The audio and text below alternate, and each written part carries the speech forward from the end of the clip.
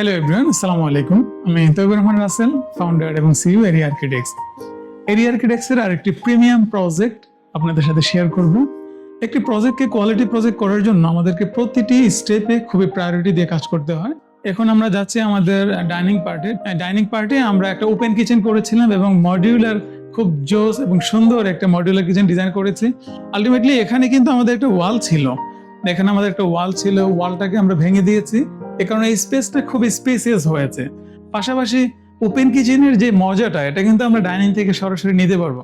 এখানে আমরা মডিউলার কিচেনের যতগুলা অ্যাক্সেসরিজ দেওয়া সম্ভব এই স্পেসটুকুতে সবটুকুই দিয়েছি। যেমন এখানে আমরা কাটলারি ট্রে, প্লেট অর্গানাইজার, বোতল ইউনিট, ভেজিটেবল বাস্কেট এগুলো দিয়েছি। এই পাশে আমরা কর্নার ইউনিট করেছি এবং এখানে আমরা waste bin and detergent shelf করেছি।